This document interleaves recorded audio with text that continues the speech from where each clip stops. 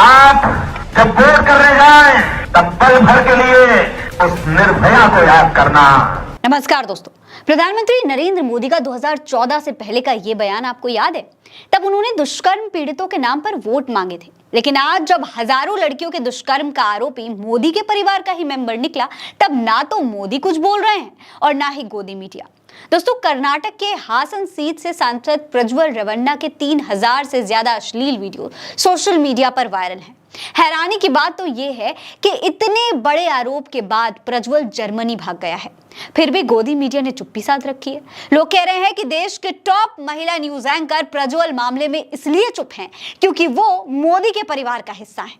अगर प्रज्वल की जगह इस शख्स का नाम परवेज होता और एनडीए की जगह इंडिया गठबंधन का ये उम्मीदवार होता तो आज यही गोदी मीडिया और बीजेपी तांडव कर रहे होते। दोस्तों, आपको याद होगा कि संदेश खाली मामले पर कैसे गोदी मीडिया एक्टिव हो गया था। एक के बाद एक डिबेट्स हो रही थी, हफ्तों तक एजेंडा चला था।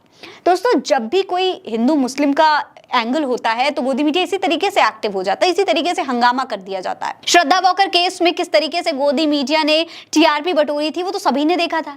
एक अपराधी के नाम पर पूरे के पूरे समुदाय के खिलाफ जहर उगलने का काम यही गोदी मीडिया कर रहा था।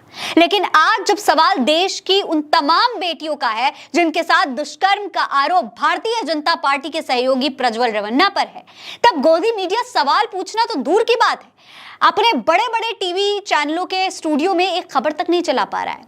और जिन एक दो न्यूज चैनल्स पर दोस्तों ये खबर चली भी है तो उसमें ये बिल्कुल भी नहीं बताया गया है कि जेडीएस का कर्नाटक में भारतीय जनता पार्टी के साथ गठबंधन है और ये शख्स यानी कि प्रज्वल रेवन्ना लोकसभा चुनाव में एनडीए का उम्मीदवार है। सोचिए जरा, सीमा हैदर की पूरी कुंडली निकाल देने वाली ये गोदी मीडिया क्या इतनी अनजान है कि उन्हें एनडीए के उम्मीदवार की असलियत ना पता हो? इस पर जनता क्या कह रही है आपको वो भी देख लेना चाहिए।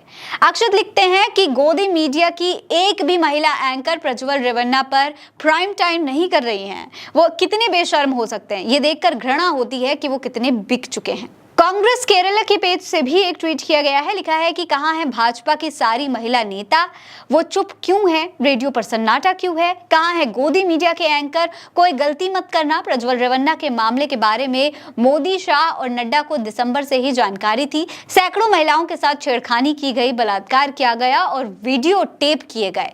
झूठा हलफनामा दायर करने के कारण उन्हें पहले ही अयोग्य घोषित कर दिया गया था। फिर उन्हें टिकट क्यों दिया गया, मोदी ने उनका समर्थन क्यों किया, उन्हें देश से भगाने की इजाजत क्यों दी गई? हालांकि दोस्तों, काफी ट्रोलिंग के बाद रूबिका लियाकत का जमीर जाग गया। मामला सामने आने के 3 दिन बाद इन्होंने दिखावे के लिए ही सही एक ट्वीट कर दिया है। लिखा है, इस हैवान को घसीटकर वापस देश लाया जाना चाहिए। बुजदिल भगौड़ा रफू चक्कर कैसे हो गया? कर्नाटक पुलिस क्या सो रही थी? अपने रसूख का इस्तेमाल जो महिलाओं के उत्पीड़न के लिए करे वो सबसे बड़ा नामर्द है। आरोप है कि 2000 महिलाओं का यौन उत्पीड़न किया, घर की मालन से लेकर काम वाली से लेकर पार्टी की नेत्रियों तक। इस हैवान ने किसी को नहीं बख्शा।